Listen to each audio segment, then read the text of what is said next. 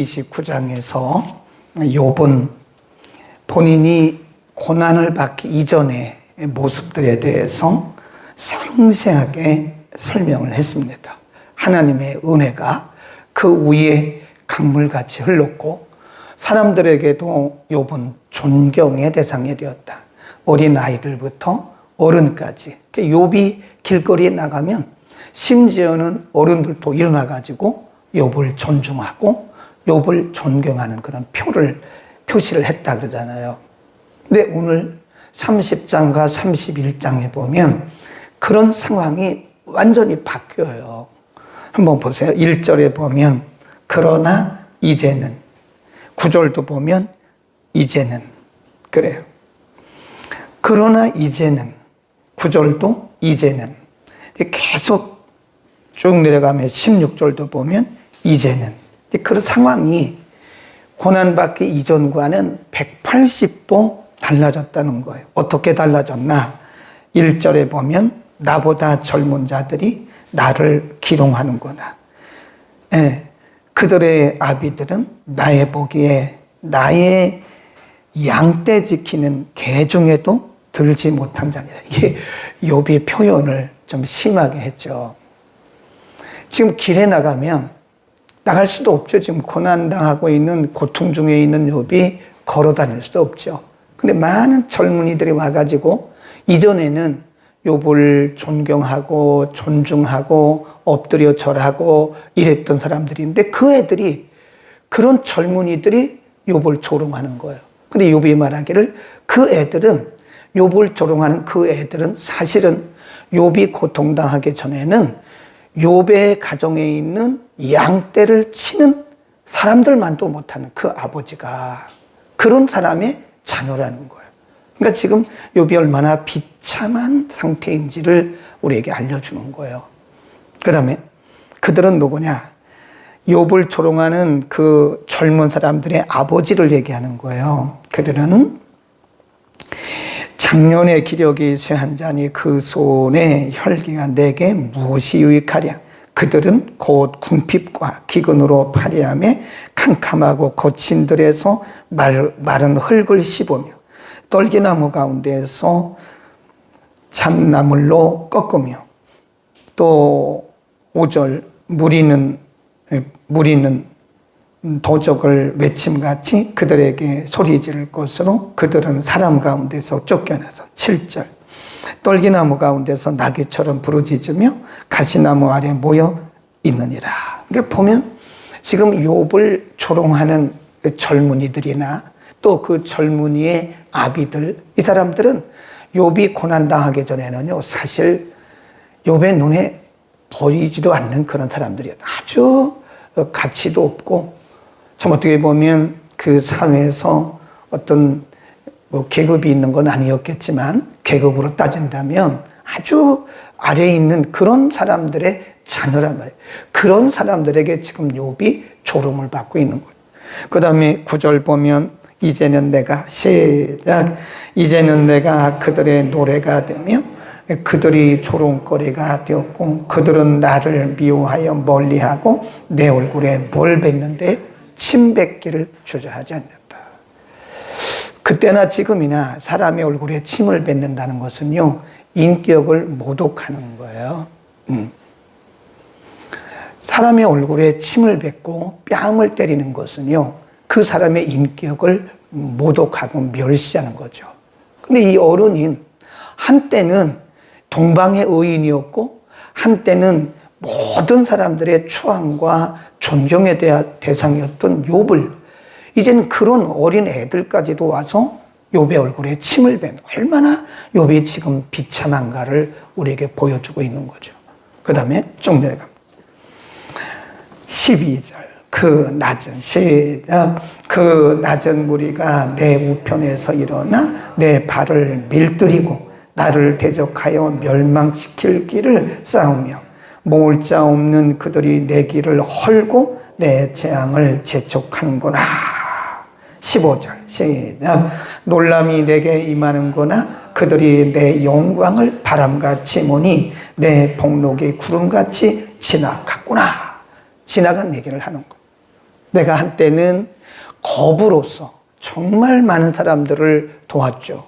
어제 말씀에 보면 고아, 과부 뿐만 아니라 나그네, 누구든지 소외된 자, 가난한 자들이 왔으면 아끼지 않고 다 도왔던 그런 욥이었다는 거죠. 근데 그것이 다 달아났어요. 그 채물 다 달아났고 그 많던 자녀들 다 잃었고, 그러니까 인간에게 있어서 가장 심각하고 가장 충격인 것이 뭐냐면 그 사람의 인격이 짓밟히는 거예요. 인격. 네. 그래서 우리가 요즘 이런 말을 쓰잖아요. 인격 말살, 인격 살인 그러잖아요. 우리가 그 사람의 걸맞지 않는 말로 그 사람에게 말을 하는 것은요, 그 사람의 인격을 짓밟는 거거든요. 사람이 참을 수 없는 것이, 사람이 가장 힘든 것이 뭐냐면 그 사람의 인격을 짓밟는 거예요.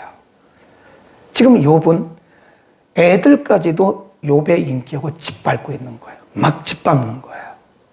얼굴에 침 뱉고 욕하고 조롱하고. 참 이런 비참한 상황을 욥이 지금 경험을 하고 있어요. 근데 그럼에도 불구하고 욥이 그 중심이 흔들리기는 했지만 하나님을 신앙하는 그 신앙을 그가 버리지 않았던 이유가 뭐냐? 오늘 본문에 키가 있습니다. 거기 쭉 보면 11절입니다. 시작. 이는 하나님이 내 주를 늘어지게 하시고 나를 곤곡해 하심에 무리가 내 앞에서 굴레를 벗었음이니라. 거기 보면 주어가 누구냐면 하나님이에요. 하나님. 욥의 친구들은 뭐라 그러죠? 너의 죄. 내가 죄가 있어서 그런 거라고 말했지만 욥은 그게 아니고 하나님이거든요. 하나님. 이 관점이 다른 거예요. 관점.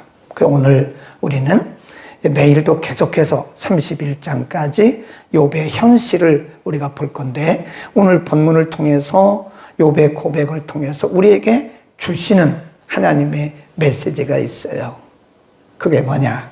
이 세상의 것은 다 가변적입니다. 지나가는 그림자예요. 그래서 높은 사람이 항상 높은 자리에 있지 않습니다. 낮은 사람이 항상 낮은 자리에 있지가 않아요.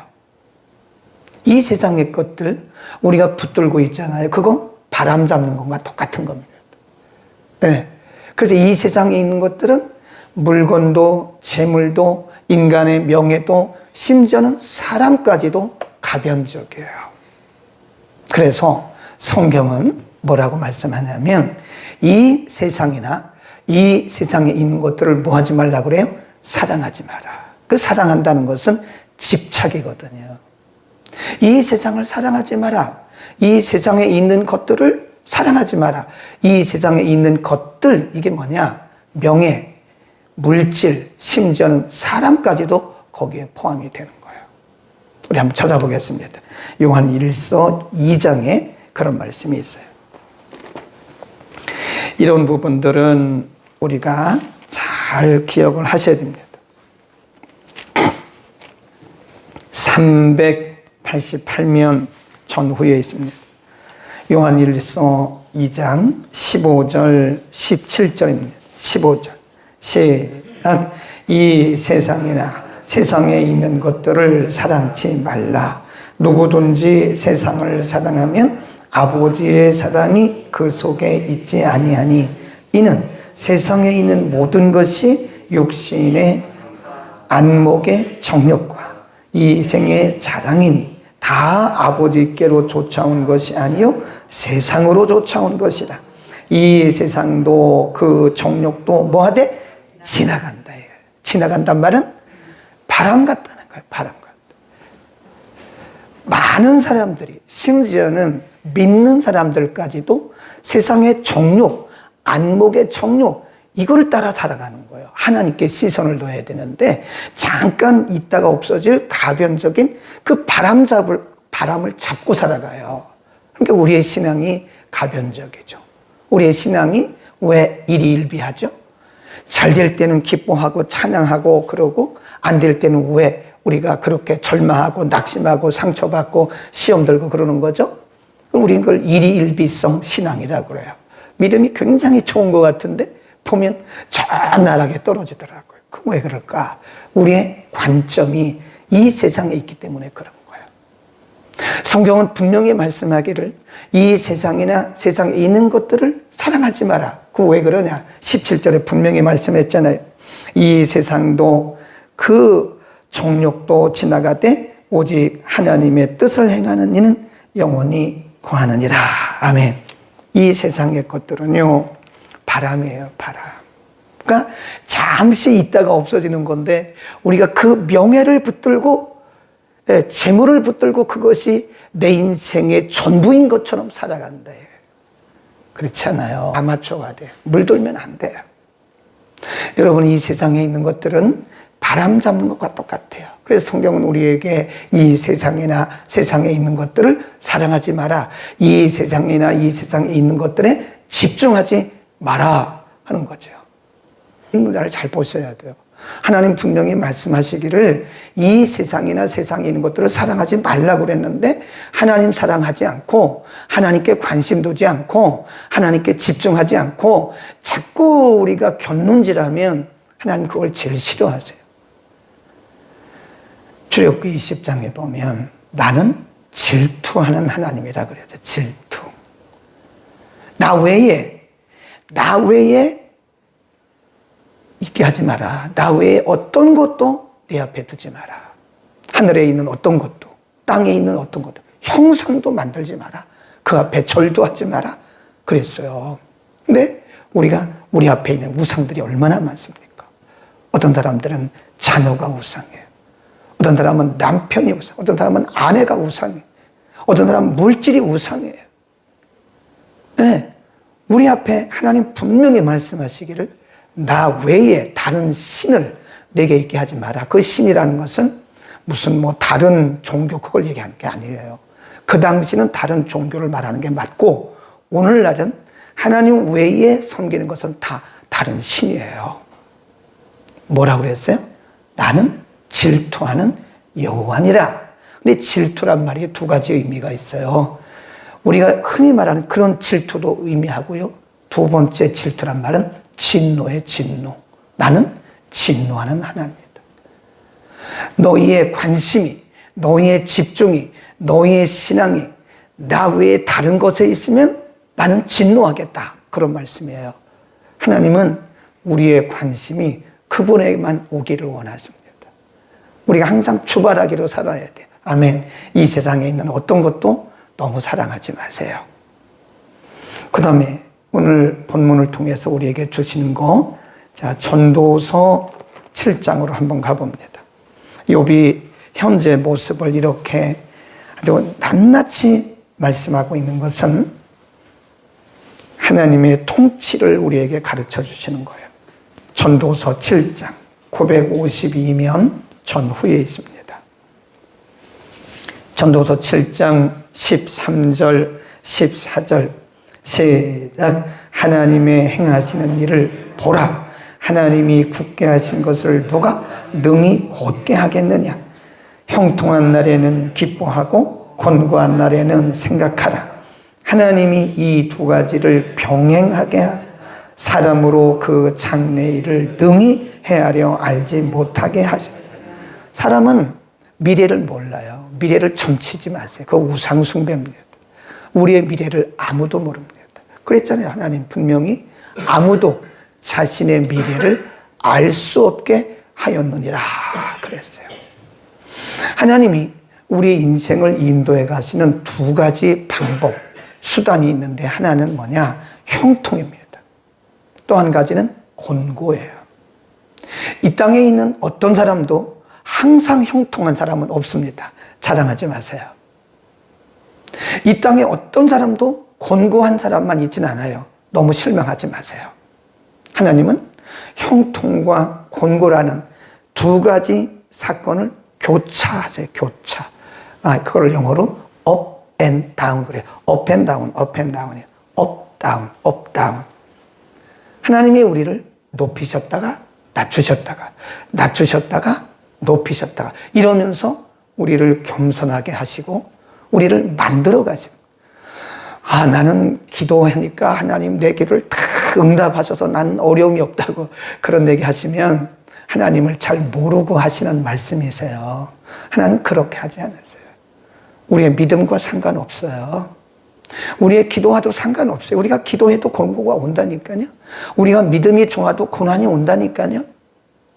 이 고난과 형통이라는 것은 하나님의 섭리의 수단이에요. 네, 그건 우리가 조종하는 게 아니에요. 그분이 통치하시고 그분이 조종하시는 거지 우리가 하나님 보고 이래라더라 말할 수가 없어요. 하나님 나에게 고난 주지 마세요. 하나님 저에게는 형통만. 하나님을 향해서 우리가 어떻게 이래라 저래라 말을 합니까? 하나님이 통치자예요. 13절에 그러잖아요. 하나님이 굽게 하신 것을 누가 곧게 할 수 있겠느냐. 하나님이 굽게 해놓으신 것을 누가 또 곧게 하겠느냐. 그건 하나님의 통치 영역이라는 거예요. 그래서 하나님이 때로는 우리를 높이세요. 그건 내 의의가 아닙니다. 그때 우리가 조심해야 할 것이 내가 기도 많이 하고 내가 믿음으로 살았더니 물론 그것도 있죠. 그러나 궁극적으로는 그 믿음도 그 기도도 하나님이 주신 은혜입니다. 우리를 자랑해서는 안 돼요. 그분을 자랑해야 돼요. 그리고 때로는 하나님이 우리를 아주 욥처럼 아주 비참한 상태로 내리십니다. 심지어는 애들까지도 조롱하도록 그렇게 하나님께서 허용을 하시는 거예요. 그때가 되면요, 비참합니다. 인격이 아주 사람들에게 짓밟히고 물질이 다 터지고 이런 거예요. 하나님이 어떤 목적이 있어서 그러신 겁니다. 아프죠? 근데 욥은 그 상황 속에서도 하나님이 이렇게 하셨다고. 그래서 오늘 전도서 기자 뭐라 그래? 거기 한번 보세요. 14절. 그러므로 형통한 날에는 뭐하고? 기뻐하고. 기뻐한단 말이에요. 원문에 보면 막 그냥 들뜨고 그거 아니에요. 찬양입니다. 찬양. 형통한 날에는 하나님이 하신 것을 믿고 하나님 앞에 영광 돌리고 그 말이에요. 들뜨고 흥분하고 그런 게 아니라 기뻐한 날에는 하나님께 찬양하고 그 말이에요. 곤고한 날에는 뭐라고요? 생각하라는 거예요. 막 좌절하고 절망하고 상처받고 그러지 말고 하나님이 뭔 뜻이 있을 거다. 나는 모르지만 욥도 그랬잖아요. 욥의 친구들은 내가 죄를 지어서 그렇다고 그를 단정지어 말했지만 나도 모르겠다. 나는 하나님의 말씀대로 살았고 하나님의 뜻대로 산다고 살았는데 나는 이런 비참한 이런 수치를 당하고 난 모르겠다. 그러나 분명한 것은 오직 그가 아신다. 그래서 생각한다는 말은 하나님의 의도와 하나님의 뜻을 깊이 묵상하는 거예요. 네, 왔다 갔다 그러지 말고 흔들리지 말고. 네, 하나만 더 찾고 마치겠습니다. 야고보서 1장으로 갑니다. 그래서 야고보 사도를 통해서 우리에게 주신 말씀이 이래요. 야고보서 1장 9절 10절입니다. 371면 전후에 있습니다. 야고보서 1장 9절 10절 370면 전후에 9절 시작. 낮은 형제는 자기의 높음을 자랑하고 형제는 자기의 낮아짐을 자랑하고 이는 풀의 꽃과 같이 뭐 한다고요? 지나간다 그러잖아요.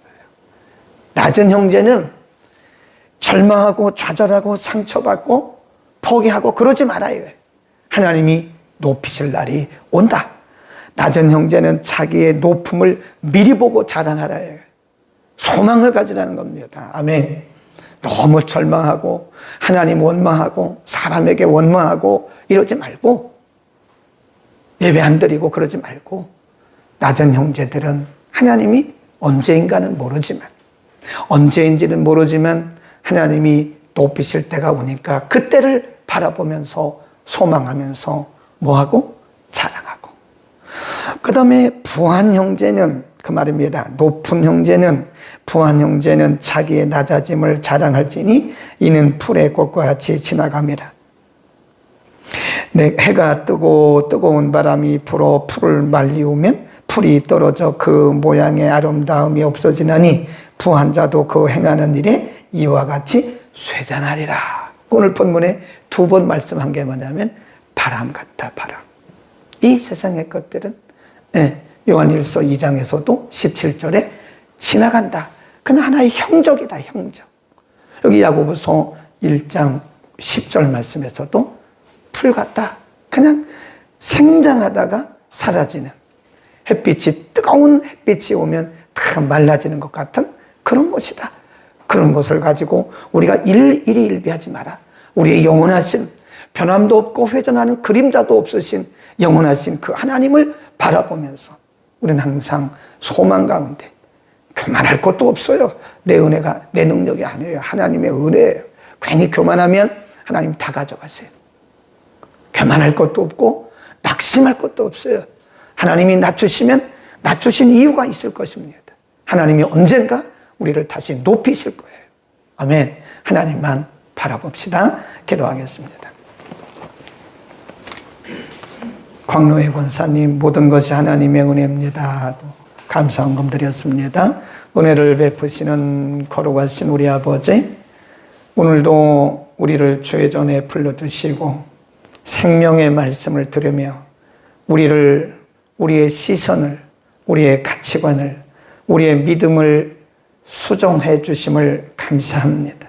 욥이 고난 전에는 모든 이들로부터 추앙받고 존경받고 많은 사람들을 섬기며 많은 사람들에게 나누어지는 부한 삶을 살았지만 이제는 고난으로 인하여 그의 육신도 병들어 있고 그의 재물도 다 사라지고 심지어는 자녀들까지도 사라지고 거기에 더해서 어린아이들까지도 욥을 조롱하고 짓밟는 그런 상황이라고 말씀했습니다.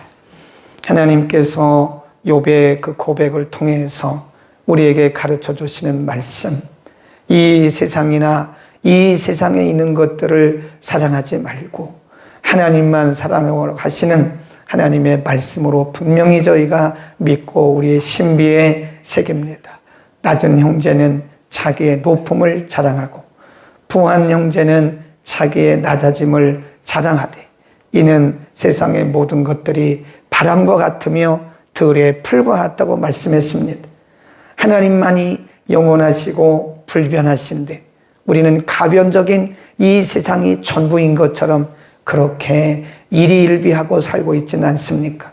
우리의 시선이 하나님께로만 향하도록 은혜를 더하여 주옵소서. 광로의 권사님, 모든 것이 하나님의 은혜임을 고백하며 하나님 앞에 귀한 물질을 드렸습니다.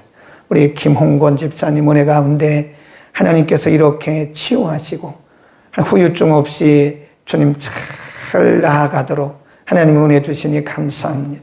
걔나들 마음속에 하나님을 예배하고 섬기는 그 믿음도 온전히 회복되게 하소서. 남은 생에 이전보다 더 갑절이나 행복하고 은혜로운 삶이 되게 하옵소서.